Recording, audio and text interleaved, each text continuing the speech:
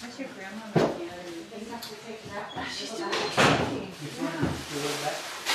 Yeah. Did you go to see the thing? Too hot. Yeah, they didn't go either. Yeah, I've been trying to get her. Yeah. I think we can get close.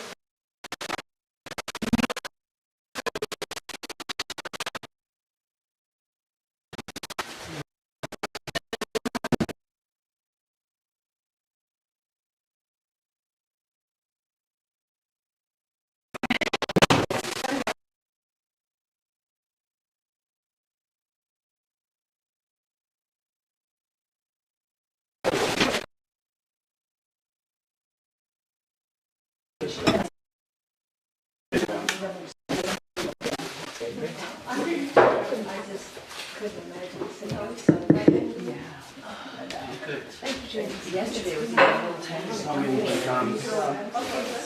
Yeah, there will be doing to take care.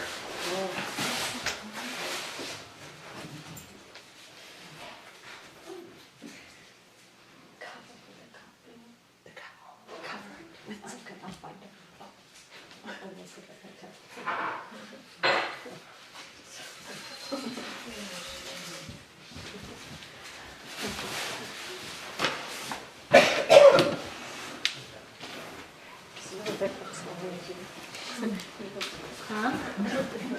It is different. How are you?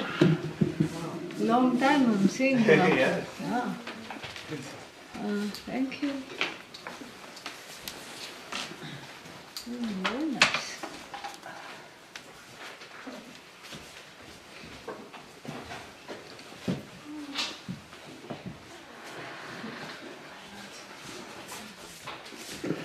Put this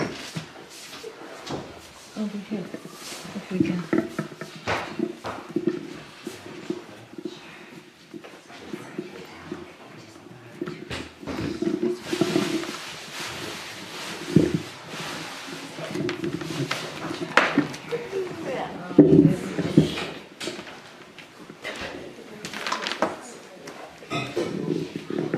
Maybe not, huh? We'll change it after in the break, Swami, we can change it all Is around. this okay to have it here? Yeah. Like this? Working. It's working miraculously and very well actually. Huh?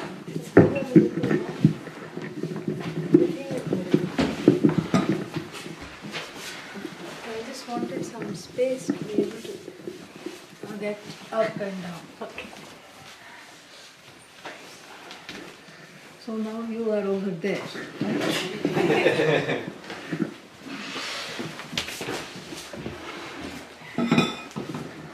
Ah, look at him, he has grown up.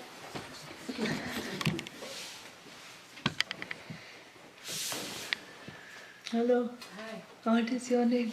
Cat. Cat, welcome.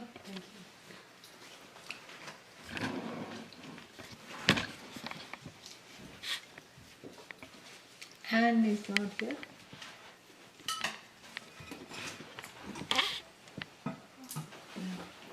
Sheila. Sheila will come. She's coming.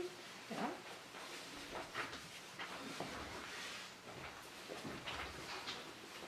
Come.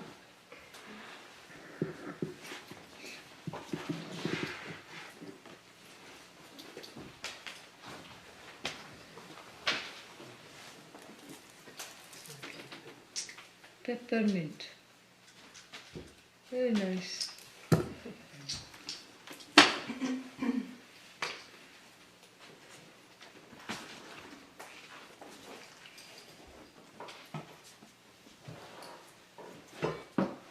Om Sahana Bhavatu Sahanau Bhunaktu Sahaviryam Karavavahai Tejasvinavadhitamastu ma vidvishavahai.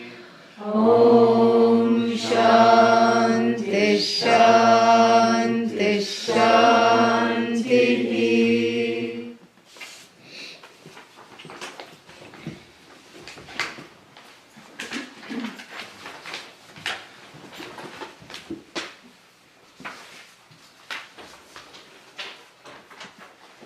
Come, you're in town. Very nice. Happy to see that you're in town.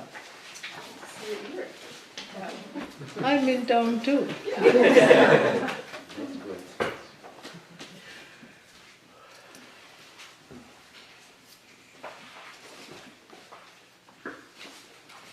A very nice section is about to be concluded. Of course, I'll be saying that of all the sections. You are forewarned. And I think we left off at number 15 in the Shishya Viveka, because that's like a segue to a new topic. Yeah? Yes. The concluding portion. However, I want to revisit number 13 in the light of the fact that I have been following apparently a book that was given to me by Pujya Swamiji, but that was the first edition, and after that there is a new edition. And the author, the translator of the book, not Narahari, okay, yeah, but the translator, Jennifer, was kind enough to contact me and let me know that some of the difficulties that, with the translations that we've been having is because I've been following the older book. I saw that I had two books, but I thought they were one and the same. Now I see that there is some difference. So number 13 in the old one was not exactly a happy translation, but this translating something like this is very difficult. I don't know how she did the whole thing, really. We have to be very thankful, and she has done a wonderful job. And here, number 13 we will look at briefly and then go to number 15. Tattad viveka vairagya yukta vedanta yuktibhihi shishyam nayati gurvarkaha swaikyam swad bhinnam api aho. Aho here is an exclamation of delight. Aho, hey, how wonderful it is. How wondrous it is. And what is the wonder? The wonder is that, we have a kind of a refrain here. And what is the refrain? The example of the sun, the dawning morning sun, causing the lotus to bloom. Correct? Because the lotus does not bloom at midnight.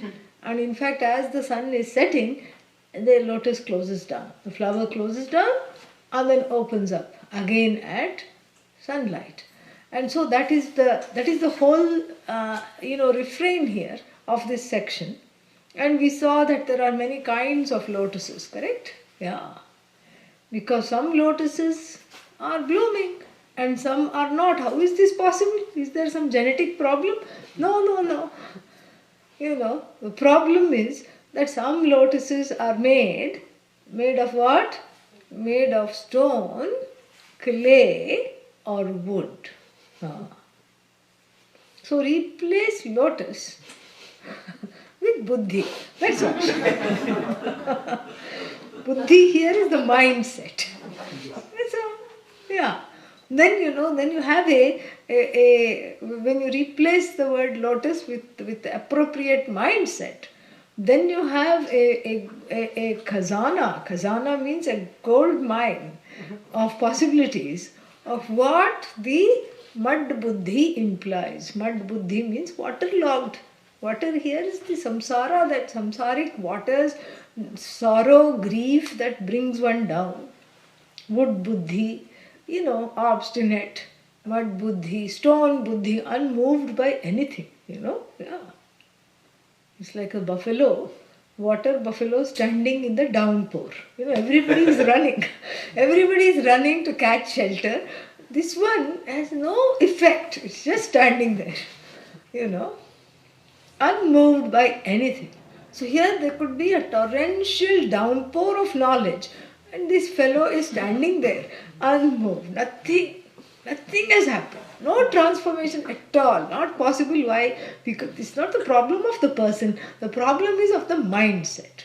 And this mindset, is what is being talked about here. And then concluding this whole thing, he says that the Guru is actually greater than the sun. The sun merely opens the lotus. But the Guru takes the student, Nayati, Svaikyam, takes the student to oneness.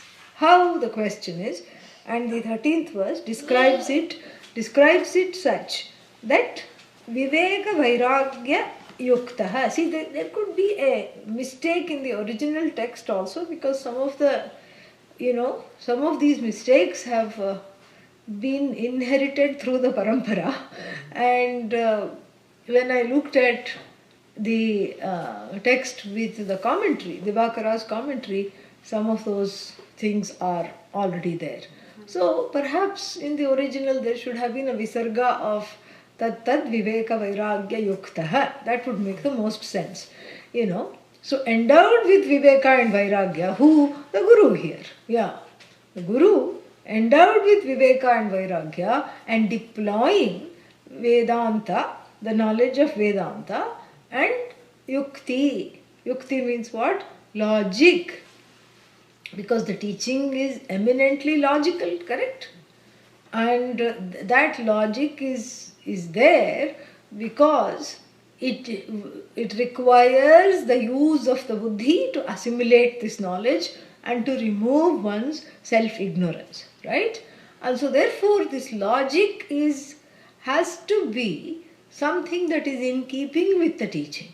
We can't use logic, anyhow. Logic is like a donkey. It will take any load. Yeah. I have seen on the banks of the Ganga in Rishikesh, they have these donkeys carrying the bundles of clothes, the washerman's donkey. And I have seen them being loaded. One bundle he will put, it is standing there. Another bundle, third bundle, 5, 6 bundles. In fact, after a few bundles, you don't see the donkey. You only see the bundles. And you see this bundle moving slowly, poor thing. But the logic is like a donkey. You can weigh it down, nothing happens. Anything can be made into logic. But we are not talking of empty logic, devoid of this, devoid of this tattva. But it is a logic in keeping with the Shastra that helps us to assimilate the teaching. And the Guru alone, the teacher, deploys this logic. Why? Because the teacher has the Viveka, which logic to use.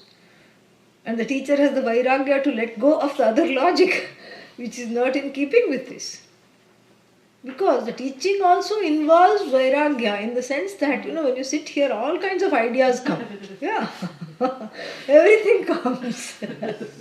So what to say, what to, keep for a later date, and what not to say because it will be just on a little merry-go-round of distraction. All this, the Viveka and Vairagya is involved in the dissemination of the knowledge as well. Viveka means discrimination, Vairagya, letting go of that which has no place. And so here, through these methods, the teacher conveys the unconveyable. Yeah. Why is it unconveyable? Because it is you. And you are already self-established, self-evident, self-effulgent, and that's all there is. You are that, and you know you are. You don't know you are that. That is just the contribution. Yeah, you are. That is already there. That is, you are, that is there. But you are. That is not known. I am, that is not known. And that is given here. That's all, And so, Gurvarkaha, the sun of knowledge here in the form of the Guru. The sun opens the lotus. And the Gurvarkaha nayati shishyam swaikatam nayati. And teaches the Svaikyam Nayati and leads the student to oneness. Oneness means it includes the Guru or not? Definitely. Yeah. Oneness except Bhagavan, oneness except Guru doesn't exist. So therefore, Swad Bhinnam api aho. This is the wonder. That the student is separate from the Guru, correct? The body of the student, the mind of the student separate from the body of the Guru and the mind of the Guru. Like if the student is pinched, the Guru doesn't say ow, correct? Yeah, there is separation, correct? Student is crying in samsara, Guru is not crying in samsara, another difference, So therefore, what happens after the knowledge, after the son of the Guru, son in the form of the Guru, enlightens the student who knew I am, and then came to his or her own conclusion, misery. I am misery exemplified. I am, anger personified. I am grief. I am a samsari. So this addition, I am miserable. This was not the Guru's contribution, correct? Whose contribution was it? Yeah, this is the student's own contribution. Because that I am ... it's a little disconcerting. The mind, the buddhi, which kind of buddhi? Stone buddhi, clay buddhi, wood buddhi. The buddhi which is, coated with a batter of ignorance. Yeah. And fried in the oil of samsara. This buddhi, what does it do? It comes to certain conclusions. It's dying to come to certain conclusion. And what is the conclusion? Very, very sad conclusion. I know I am. What is the next question? Who are you? What are you? Miserable, sad, useless, underconfident, unwanted, unkind, self-judging, self-critiquing. This is the conclusion. So what does the sun do? The sun is removing the conclusion. This is what you have to see. The sun is not removing I am. The sun is removing I am is equal to misery. The sun is removing the misery. The sun here, Guru in the form of the teacher, the teaching, is removing the misery. So that oneness also means where the teacher and the teaching are one. So the misery removed, all that is there is that self-shining Atma, which is free of this sorrow, free of all limitations.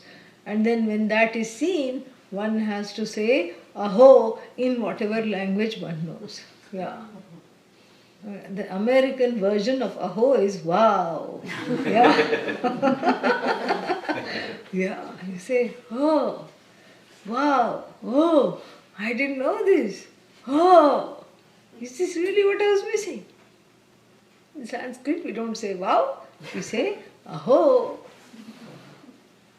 So this is, why do we say aho? We say aho because, look, all the things I thought that I was, I am not.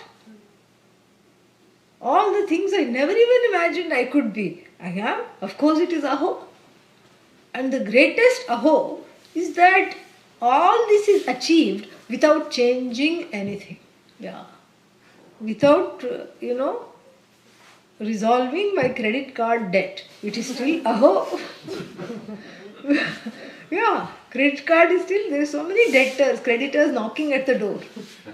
In fact, I have stopped opening the door because I am afraid of who may be there.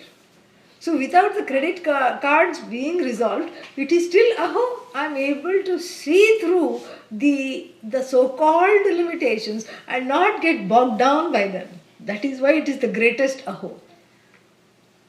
And even while living with, chronic misery causing things such as illness, debt, illness, big thing, When one is in the spate of an illness, small illness, okay. Flu, nobody is worried about. That's why it's called flu, because it's a very optimistic thing. It has flown away. Therefore, flu. F-L-E-W. Yeah, we always refer to the flu in the past tense because it is optimistic. It's an optimistic view because it doesn't last. Of course, after that you are left feeling like, you are made of cloth. Your body is made of cloth, but that's okay. that too will resolve. Correct? Flow. It flew in from somewhere, and I happened to be right there when it was flying in from somewhere, and therefore now it has flown away from me to other people. Simple. Flow. But then think of other things like really chronic situations, terminal situations, chronic situations for which there is no cure, it has to be managed. It is bringing the body down, it is bringing the mind down. Tatrapi aho. Yeah. Because this body mind which is suffering through these ailments are not seen as what? As the ultimate. The indweller of the body is invoked here as the truth of the self, and the indweller happens to be free of all ailments, vyadhis. And this is why one is aho. Without changing anything, we have, paradise right here, right now. Vihaiva taihi jitas sargah yesham samye sthitam manah. 5th chapter of what? I told you, whenever in doubt, say what? Bhagavad Gita. Yeah. Bhagavad Gita, 5th chapter. Ihaiva taihi, by them, taihi, jitaha sargaha. Heaven was gained, ihaiva, not after death, but in this miserable body, living in this miserable body, heaven was gained by them, yesham, for whom samye sthitam manah, those whose minds were able to abide in equanimity and in the glory of this knowledge.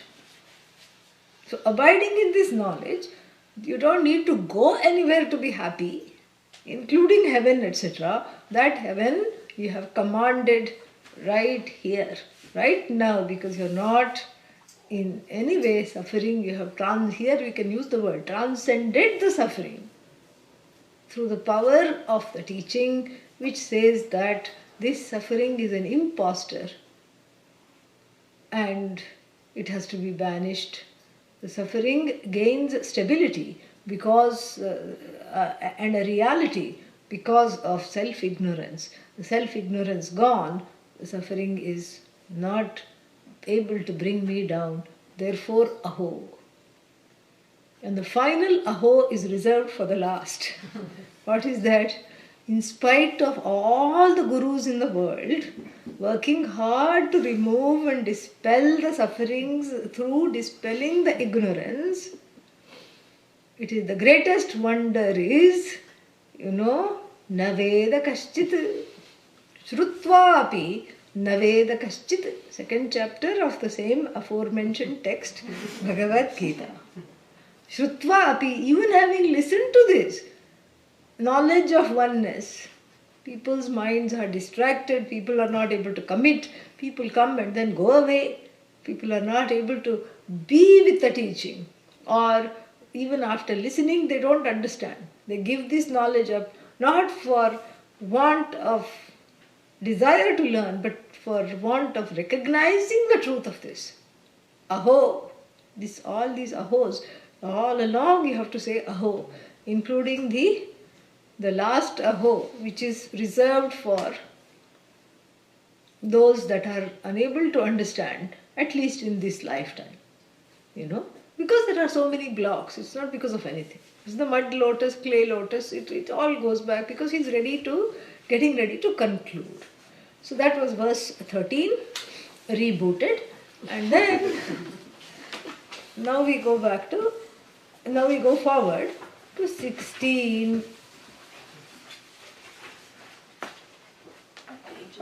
Let's do 15. You have the book? Which book do you have now? Which book do you have? It's The newest book? the new one. Okay. Second printing is the. Yeah, then it is 48. 48. Yeah. Thank you. Now, we will do 15 again. Tat satyam datra patrabhyam तत्सत्यं दात्रपात्राभ्यां Vina dananna siddhyati विनादानं न सिद्ध्यति Tathapi patram syat तथापि पात्रं स्यात् Data paramakaranam. दाता परमकारणम्. Yeah. So now this is the student is feeling sorry for herself, himself. Like, oh, even in a section called the discrimination of the student, all the glory, everything is being attributed to the Guru. What about me? Oh, poor me, I don't even, feature in the cast credits, after the film is finished, there is a list of names, correct? Sometimes it is in order of appearance, sometimes, they don't want any controversies, so it's alphabetical. So regardless of the order, I'm looking for my name in the cast, in this show. What is the show titled? Enlightenment. Moksha is the name of the film. It's such a wonderful film. And how can enlightenment take place without, at least there should be two entities, correct? Enlightener and enlightened, at least two entities should be there. But here somehow, unbeknownst to me, I have been erased from the caste. I am an outcast, Outcast means what? I have been cast out of the credits. I'm not getting any credit. Here, only, even though it is called Shishya Viveka, the discrimination of the student, and here there is the word student hardly appears, and whenever it appears, it has been edited out, which is even more cruel than not appearing in it. It's like you have a document, Microsoft Word, correct? And let's say two people are editing it, you're sending it back and forth. So first you put the word student, and then there is a new thing now called strike through. In this word, there is this feature called strike through. I don't like this, take it out. One person says and sends it to the other, correct? Instead here there are no two people. The author himself has written the word student, struck it out and sent it for publication exactly with the word struck out. If the word student was not there, I would have probably not felt so sad. Why? Because, they forgot to mention me. All right, it's all about the Guru, no problem. I'll just be reverential to the teaching and to the teacher and hopefully get something out of it. But no, it's like rubbing the salt inside the wound, packing it with salt nicely and putting a bandage on top. Because who is the Shishya? Wood lotus, mud lotus, stone lotus. The Shishya is described in very inglorious terms as not contributing to the knowledge at all. Not only not contributing to the knowledge, in fact blocking the knowledge through the mud buddhi, clay buddhi, stone buddhi. Very inglorious, very sad. And so, by the end of the section, Narahari does not want to leave the Shishya so morose that they are not going to listen to the next section.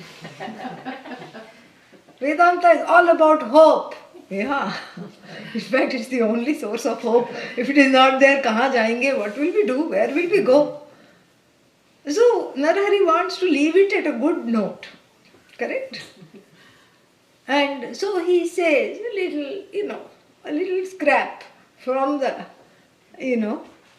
from the table of credits going to the student. But there also we see that he has deployed a little joke. I'm calling it joke, but actually it's a little sarcastic. I'm trying to be euphemistic here. He has deployed a little joke, even in giving a little salute to the contribution of the student. He says, all right, I see everyone's morose faces at this section. Tat satyam, it is true. Datra patrabhyam vina danam na siddhyati. That any kind of giving, dana here is charity. Always remember this knowledge is charity, okay? Yeah, given freely. This we have to remember. And given freely without expecting anything, including the expectation that the student will be enlightened. Especially the expectation that the student will gain something out of it. It is given freely. And so, that's Satyam. So, he is calling this Paramadhanam, the ultimate giving. Because, when you give food, when you give, all this, there is always certain finiteness about it. When you give even Vidya Dana, Vidya what? Aparavidya. Aparavidya means the non-ultimate branches of knowledge. You teach somebody chemistry, biochemistry, microbiology, astrophysics. Now all the branches of knowledge have become so specialized that they are hyphenated. Yeah, it's no longer chemistry. Yeah, they're all hyphenated branches because this is extreme specialization. Microbiology. So you can give somebody the knowledge of microbiology, but you cannot turn them into a microbe. That is why this knowledge is so beautiful. It's so superior. So therefore what? So therefore here it is true. This danam, this charitable work which the teacher is engaged in, datra patrabhyam na siddhyati danam. Datra is what? Datra means giver. Datra. Data, datarau, dataraha. That's how it declines. And patra, that patra means here, patram, that the receptacle, patram. So there has to be a giver. For the giving to be siddha. Siddha means accomplished, successfully accomplished. So there has to be a giver. For the giving to be accomplished, two elements are needed. What are they? Giver and receiver. Receiver here is called patram. Receiver. And it's always said in the Shastra, in the Veda also, that please give after looking at the receiver. After looking to the qualifications of the receiver, then only give. Don't give without looking at the qualifications of the receiver. Upanishad also says that. Ashishyaya adeyam, Mundakopanishad. Don't give it to someone who is not a student, because they're not interested. You're wasting their time, especially you're wasting your own time as well. And so, it is true that you cannot give without there being a receiver. What are you giving to? Who are you giving to? And now the Shishya is feeling happy. Alright, finally I have come in the credits. I was always in the debits. Now I have come in the credits. Tathapi means even though that may be the truth, patram syat.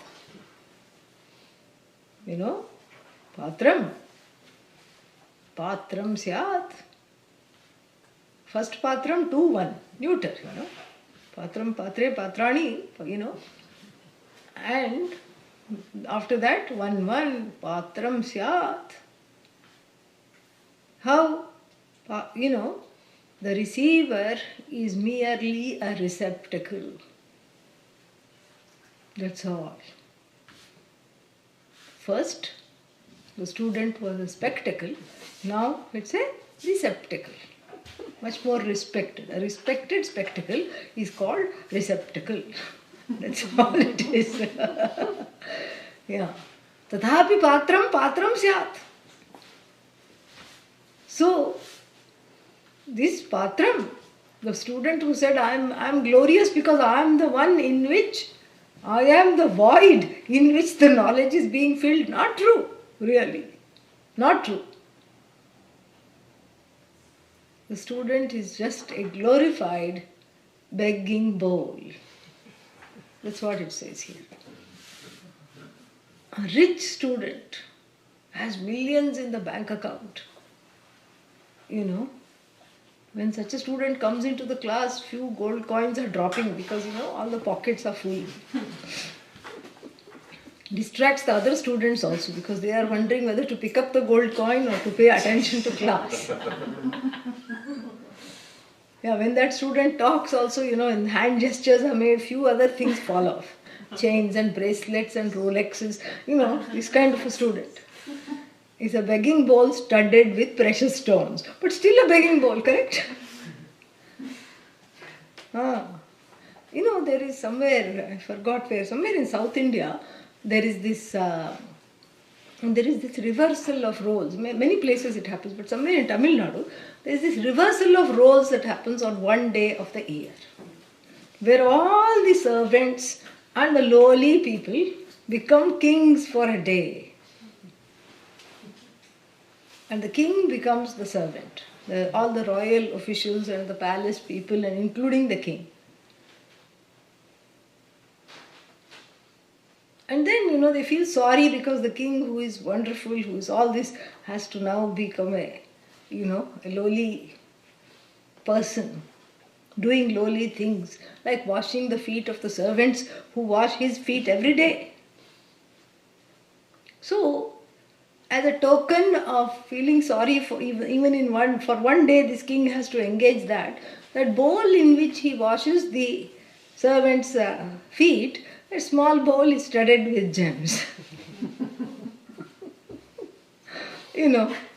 What is the use? Yeah. So a rich student with a lot of donations, glorious begging bowl with a lot of, intricate filigree carvings, precious stones studded, artwork, but nonetheless begging bowl with which you go and say, please give me, I don't have, I have a big lack, I'm not having anything, give me, please. Begging bowl. And a begging bowl that is made of just a tin or aluminium, very inglorious material, full of dents and, all kinds of weathered. A nicely weathered begging bowl has seen many seasons. What is the difference between the two? No difference. No difference at all, because the purpose for which they are used is one and the same. In fact, you are more likely to put something in the wooden or this aluminium or tin can begging bowl than you are likely to put in the other one, correct? So, here, tathapi patram syat.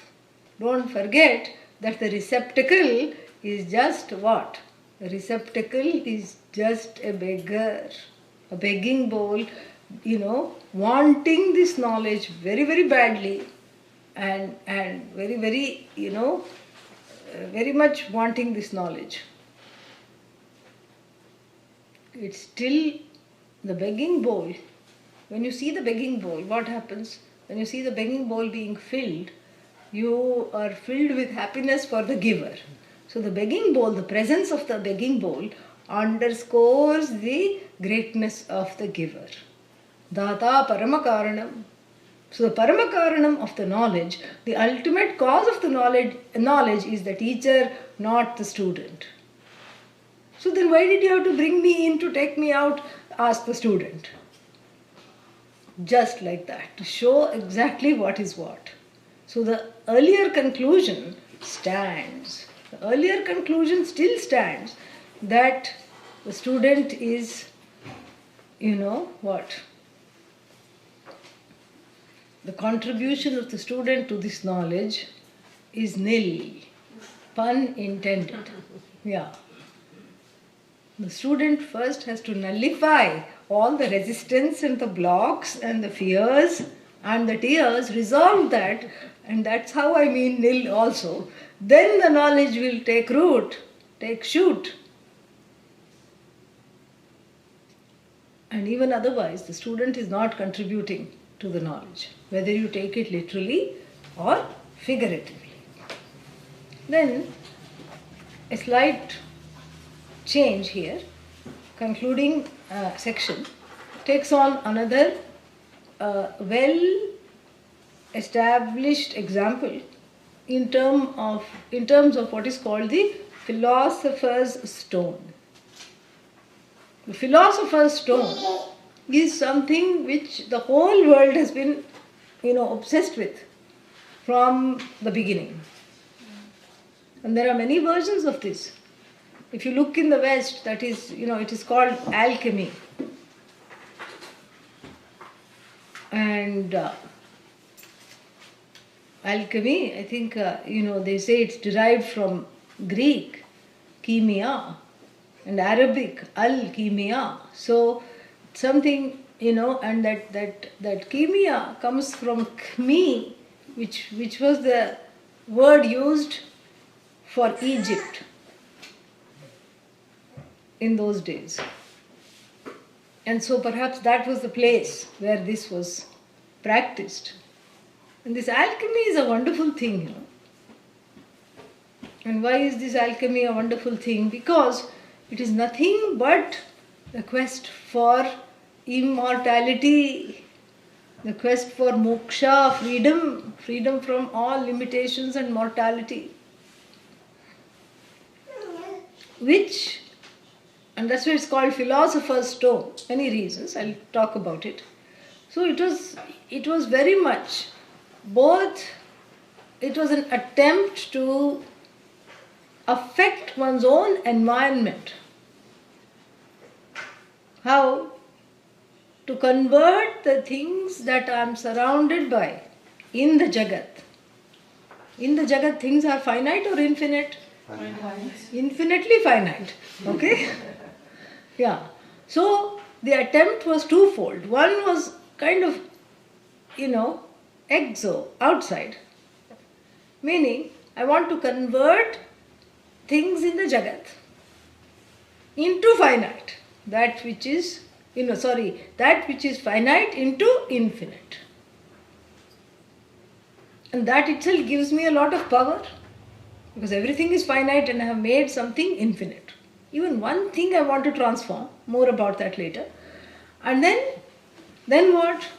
Then I want to use that thing that I have transformed, because that was the thinking. That if I am able to transform one thing which is finite into infinite, then I imbibe that infinite thing, and then I also become infinite, immortal. That was the idea. Of course, a lot of mistakes can be, talked about from the Vedantic perspective, but that would make it a different class. Okay? And you can yourself observe the problems here. So that was exo, and that was called the exogenic aspect of alchemy, which is outside focused, Jagat focused. And then, as much as they were obsessed with trying to make something into infinite, that which was by nature finite, they were also obsessed or preoccupied by making themselves into infinite. Themselves here read as body, because that's all they knew. So this is nothing other than the quest for knowledge, really speaking. And so how did they go about it? Very interesting. What they did was they took something called like gold. Gold has a very interesting property. It is perhaps the only element that cannot be replicated. You cannot make gold.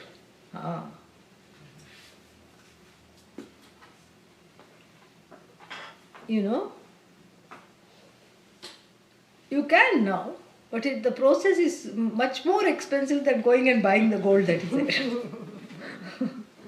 there. It involves actually radioactive things, isotopes and all that. And it's not necessary, it's not effective. And also what is produced after so much ayasa, exertion, is a small quantity. What are you going to do with it, Because you have spent so much in order to produce this much. So it still remains true that gold cannot be replicated. How is gold born? Gold is born of all these, it is all this galactical activity. All these stars combusting, neutrons and all these things, and then these fusions and fissions and all these things, all nuclear activity. And so the gold becomes a stand-in for that infinite substance that I am trying to, as an alchemist, replicate. That's why. And perhaps that is the reason why, in the Vedanta, gold is used as an example. In the Shvetashvatara Upanishad, in the 6th chapter, the example given is that of gold and ornaments. So, and the Atma is compared to gold because it cannot be replicated. It is not something that is created. So they were astute enough to see that gold is not created. But unfortunately tried to make some kind of a material through which all the base metals would be turned into this noble metal, as they called gold. And that was called the philosopher's stone. And it's called touchstone because you touch that stone to all lead, for example, which is a very ignoble metal because it's very easily available, it doesn't cost, it doesn't shine, nothing. Very boring metal. And then you first craft this philosopher's stone. How and all, we are not going to go into it. But somehow you craft this philosopher's stone with your knowledge of alchemy. They were not successful, needless to say. And then you touch all the base metals, and then like this, that's why it's called that, what is that called? That king who wanted to touch everything. Midas. Yeah, this Midas touch. You touch this stone to any element and it would become gold. This is a myth of alchemy, correct? Might have been some truth to it, but we don't know. Then that was just, if you say that was just the Western version, the Eastern version had its own adherents, because obviously this was a global obsession, this alchemy. In the Eastern version, we have the Chintamani gem. Mani, gem. Mani means gem or bead. Chinta here means contemplation. In the colloquial languages, chinta means worry. So in one very amusing translation, I saw Chintamani being translated as worry bead. No.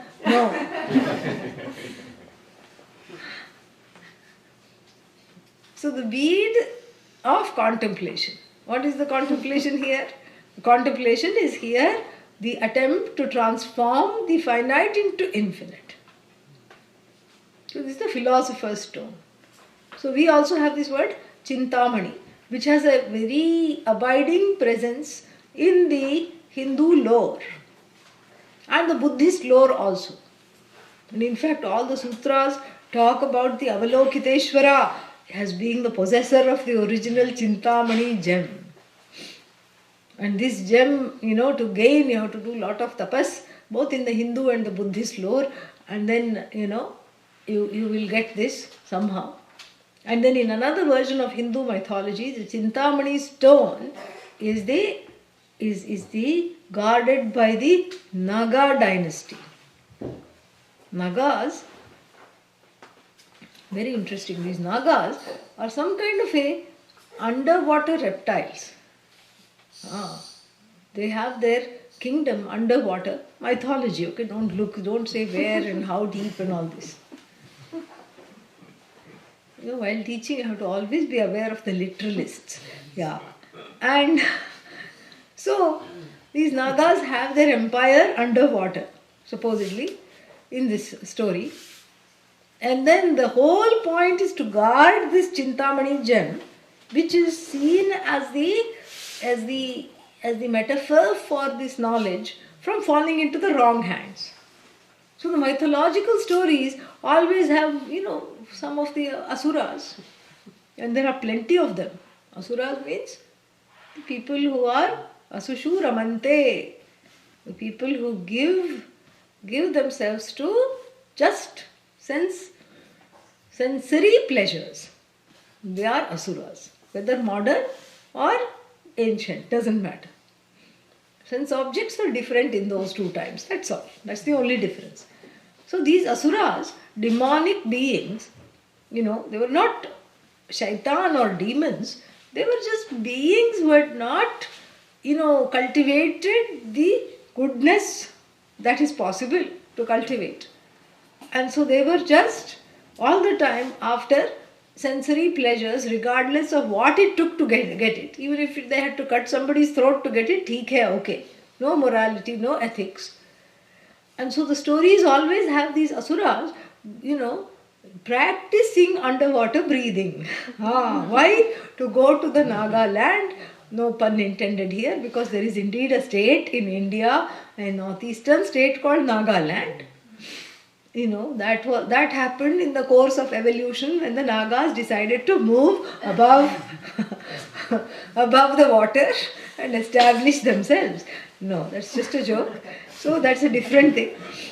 So, so they went to this underwater Nagaland, the Asuras, and then they would always want to marry the princess, and the king would be very happy and 1 minute leave guarding this Chintamani gem, which is the metaphor for this teaching and this knowledge. And so what would happen? The Asura would be, singing a Bollywood number, in the underwater seaweeds, running around seaweeds and all that. And then what? And slowly leave the princess and then go and get the gem and run off with it. And the Nagas were definitely revengeful. They definitely took their job of guarding this seriously. And then, from the wrong hands, And so they would deploy the Naga army and go and get this back. So this is the alchemy of the East. So nonetheless, it's the same thing. And what did this Chintamani do?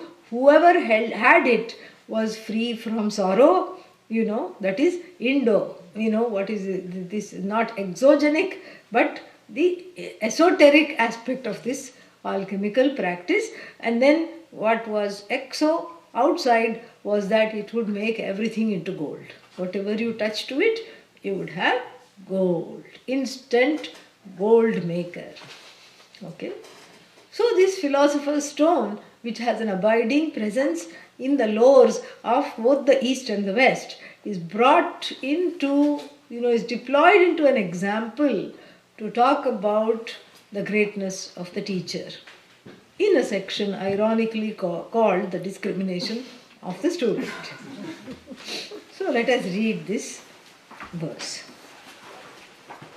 Which page are we in? 48. Oh, thank you. Bhavet sparshamanis sparsha Loham swarnanna tanmanihi Guru sparshamani sparshat Sa eva bhavati kshanat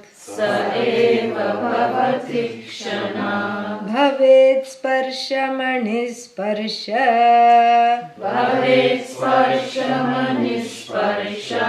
Loham swarnanna tanmanihi Guru sparshamani sparshat Sa eva bhavati kshanat Yeah.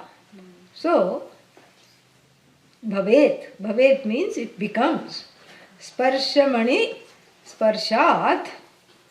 Sparshamani, sparshat means by the touch of the sparshamani is called touchstone, literally. Sparshamani, touch bead, touch gem. It was called gem because some people imagined this philosopher's stone to be in the form of a gem. So Bhavet becomes Sparshamani, sparshat. Through the touch of the touchstone, what becomes? Loham, the iron. Iron becomes Swarnam, gold.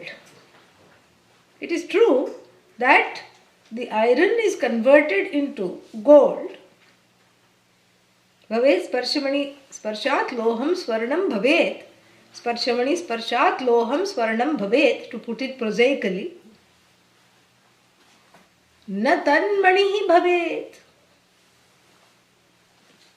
Through the touchstone, he is making a very important and a beautiful point. Through the touchstone, if it exists,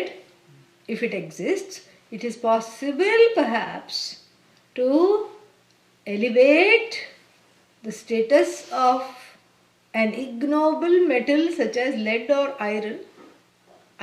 Lead, or iron, like that.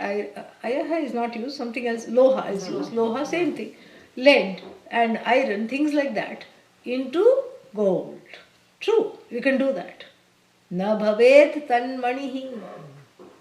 But you cannot touch the touchstone to a base ignoble metal and create another touchstone.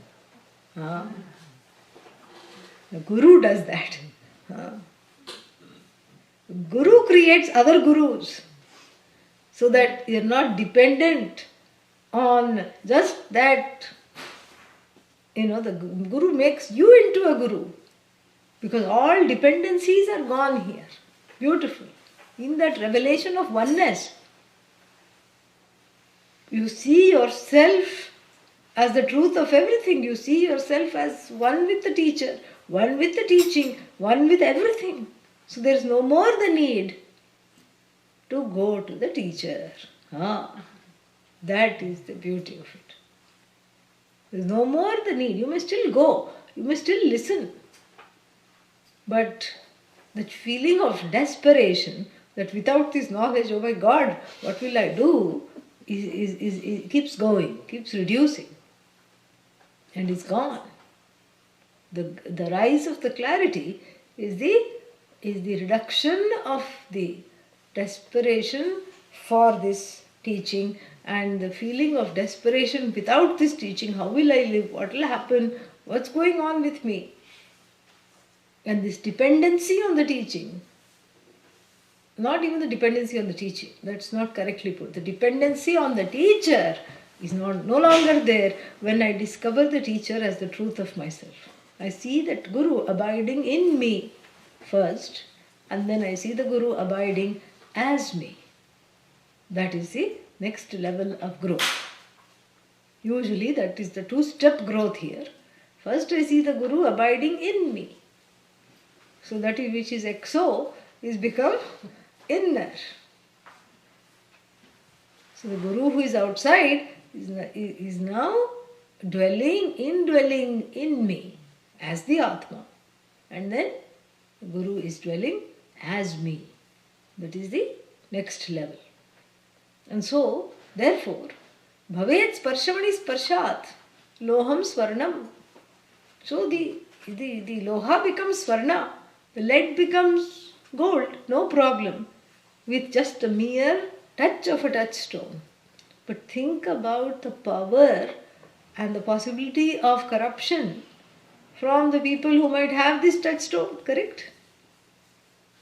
Think of all this. That's why the Nagas were told to keep it under water, under cover, so to speak, because the abuse of power is so much here.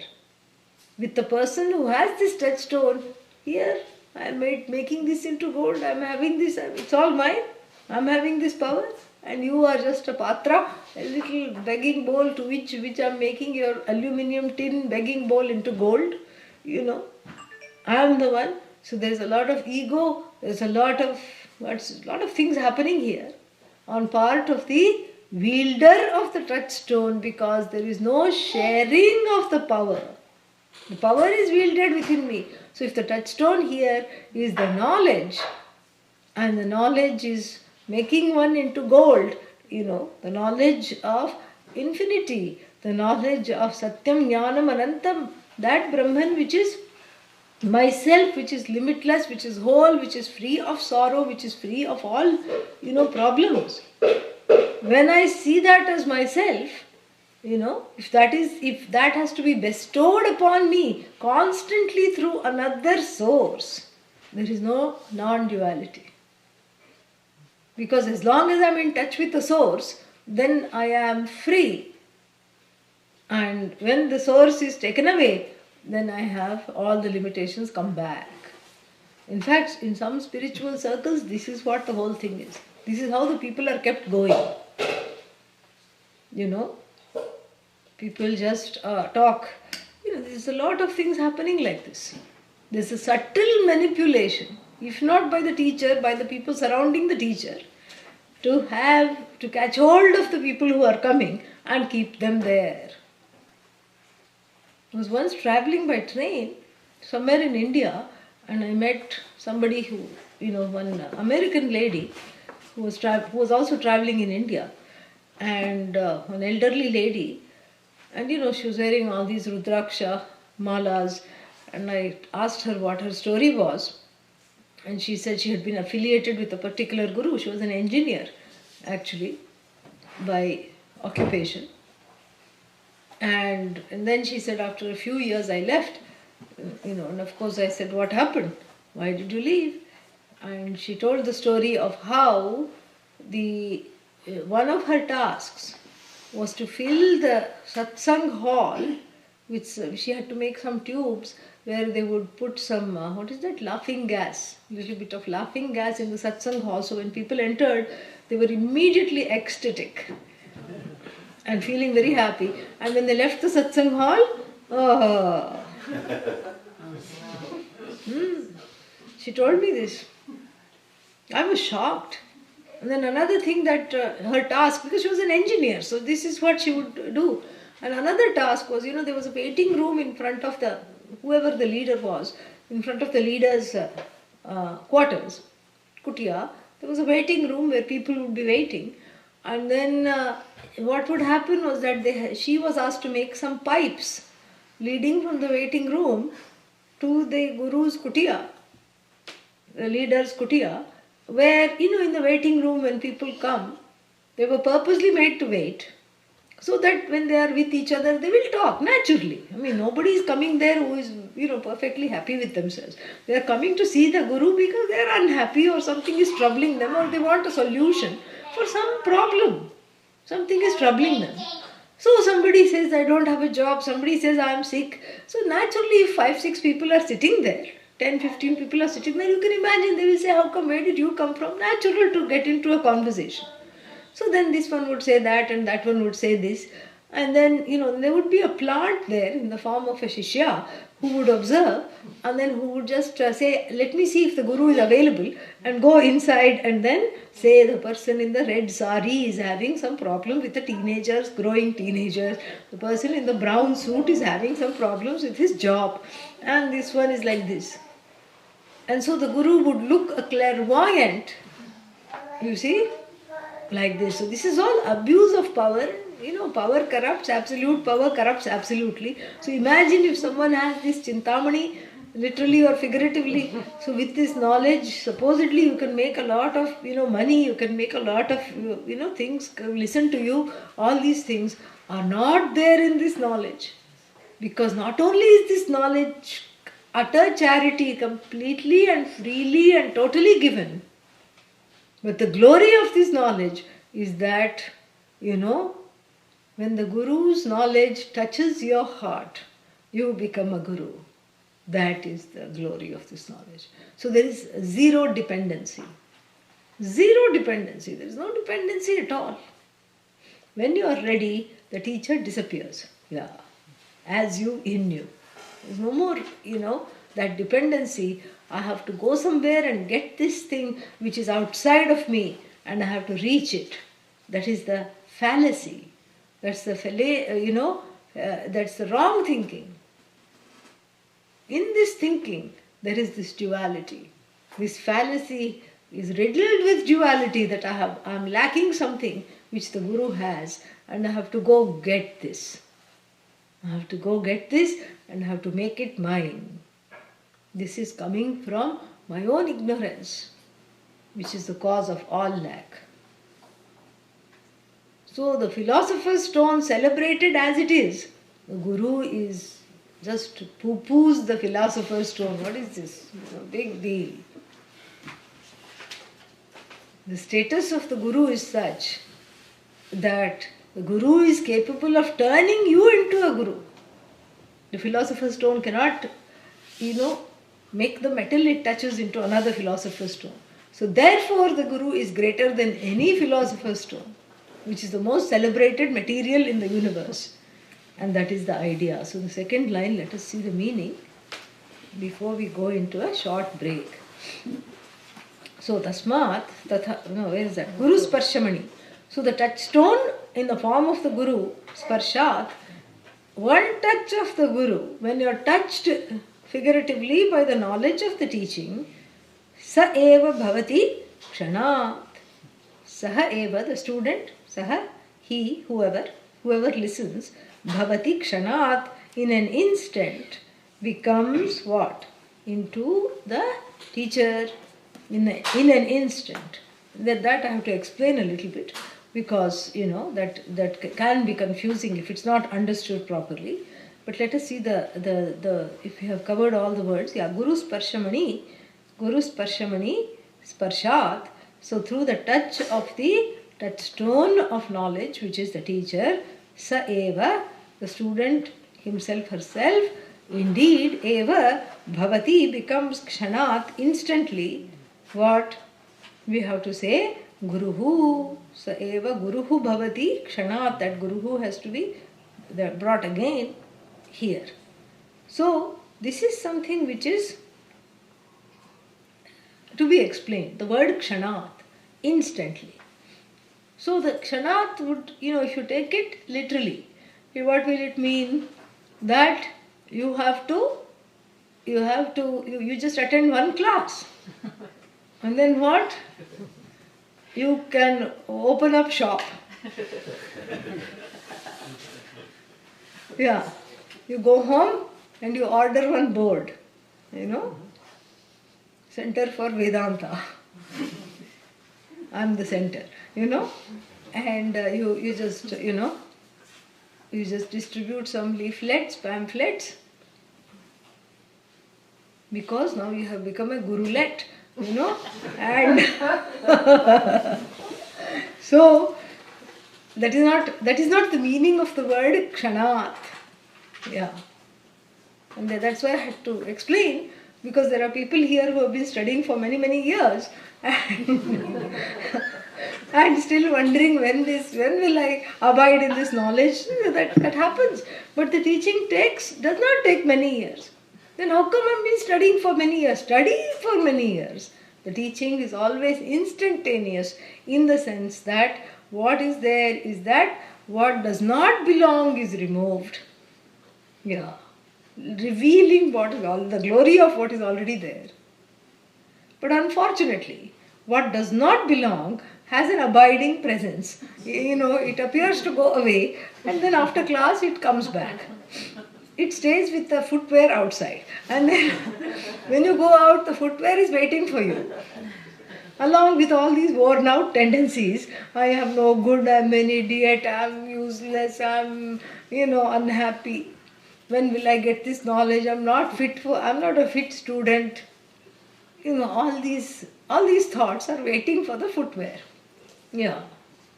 That's why you leave the footwear out. The footwear symbolizes ego. Because in ancient India, everybody was not allowed to wear, not that they couldn't afford it, they were not allowed to wear footwear. Only the kings, princes, ministers, and such people were allowed to wear footwear. And even the king, when he went to see a Swami, would take the footwear, wrap it in cloth, take it on his head, and then go, not without wearing footwear. So the footwear is associated with the rich. And footwear is associated, therefore, with ego, the status symbol. And so here, the status symbol means what? I get addicted to the status. I'm very qualified, I'm very rich, I know everything, including Vedanta, all this, I know, all these things come in the way of the teaching. And therefore, by leaving the footwear out, we leave everything that doesn't belong, we suspend those notions, and then what? Come into the teaching situation. And in the teaching situation, everybody is equal, nothing is wrong, everything is wonderful. And provided sleep doesn't come, knowledge instantly, provided sleep is suspended, the teaching instantly takes place. That's why instantly I am able to see this, instantly. Why? Because you are already that which you seek to be. You are trying to become something that you already are. It's a very frustrating exercise. And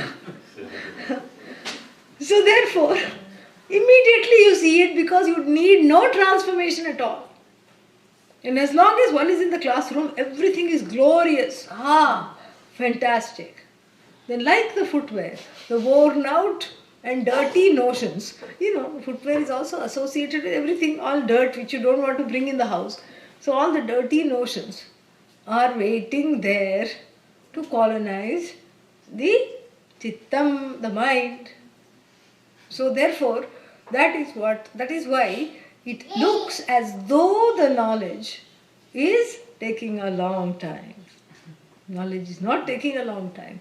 What is taking a long time is the reduction of subjectivity, is the reduction of all the blocks, is the wearing away of raga and dvesha, all notions, preferences, hang-ups. This is what is taking the long time.